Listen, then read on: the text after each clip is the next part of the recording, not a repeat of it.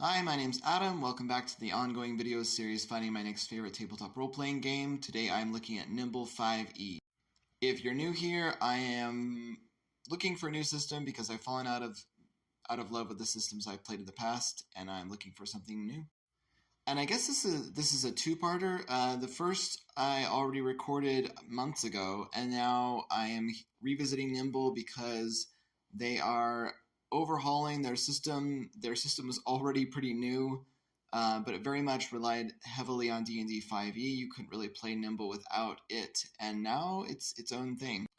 It's funding right now on BackerKit. As of this recording, it's got $118,000 out of their $5,000 goal. So yeah, they're doing pretty well, and there are 24 days left. So forget everything you knew about Nimble. Some things are the same, but I'm going to treat this like a brand new system because that's what it is. Probably the biggest change over D&D 5e is that you take 3 actions per turn. The actions encompass attacks, movement, assessing a situation, casting a spell. It also encompasses your reactions. They count against your actions the next turn. Which means, yeah, you can attack up to 3 times in your turn. Although, if you do attack more than once, it's considered rushed, and that imposes disadvantage. Another huge change is it's not a d20 system anymore. There is no combat attack roll. You just roll damage. The only way you can miss is by rolling a 1 on that damage. 1 just means you miss, not that you damage them by 1. And so as far as I can tell, if it says roll with advantage or roll with disadvantage, it means rolling your damage dice twice and taking the better of the two or the worse of the two. There are also exploding critical hits, which means that if you roll the highest, say your damage is a d8 and you roll an 8, then you get to roll again. If it's another 8, you get to keep rolling until you get something less than an 8. And that's the exploding part, because it can, in theory, go on forever, but won't very often do that. Instead of spell slots, you spend a number of mana equal to the spell tier, which I like. And I mentioned earlier that one of your actions is to assess. Assess is an action that just gathers more information about what's going on in combat, maybe looking for an enemy's weaknesses, something like that. Or like figuring out the best way to escape the situation if things are going poorly. And then your reactions include defend, interpose, opportunity attack, or help. Defend reduces the damage by your armor. Interpose moves an ally so you can take their place and take the damage for them, which I like. Opportunity attacks deal damage, but with disadvantage.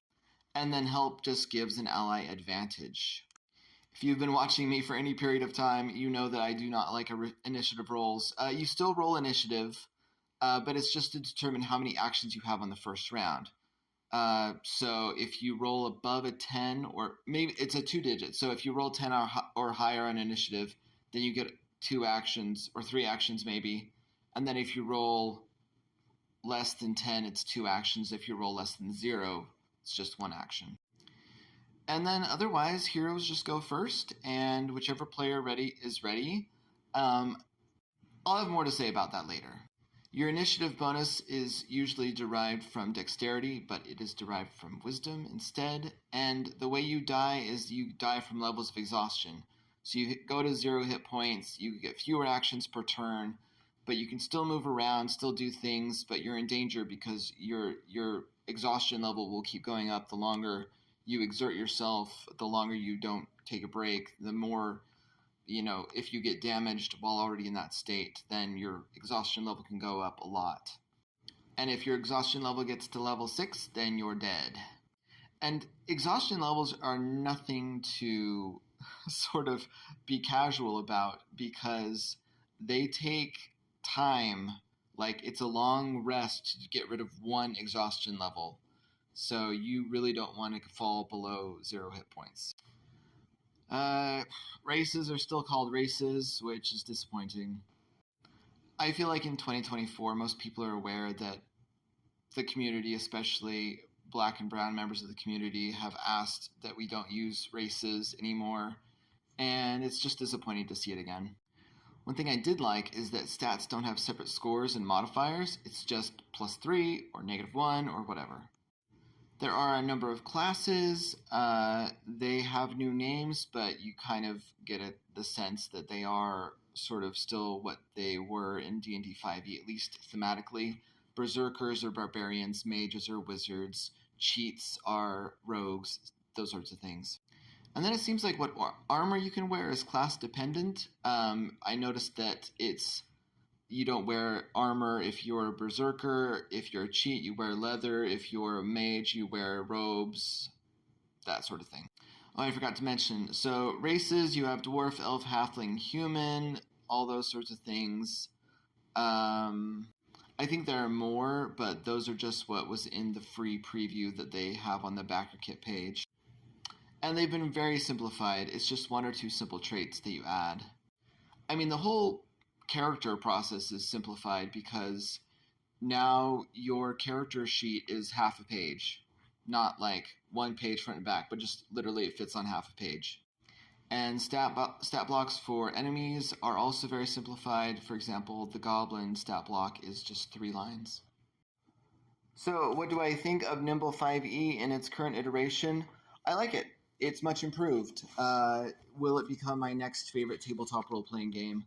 Probably not. At this point, I'm kind of like, I am a game designer. I fiddle with games all the time. It's instead of just consigning myself to a game system that still uses outdated terms like race and,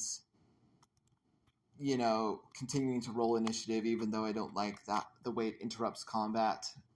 I feel like I don't have to deal with that stuff because if I just can't find this game system I love, then I can just make my own.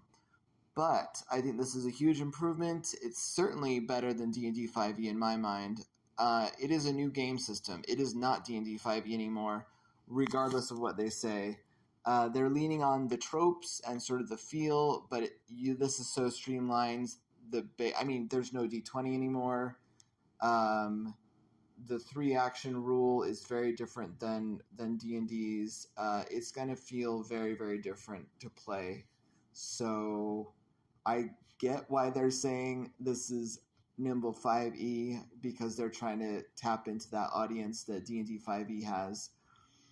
But it's not really D&D 5e. So check it out. It might be interesting to you. I certainly would recommend most of the game. And I will keep looking for my next favorite tabletop role-playing game.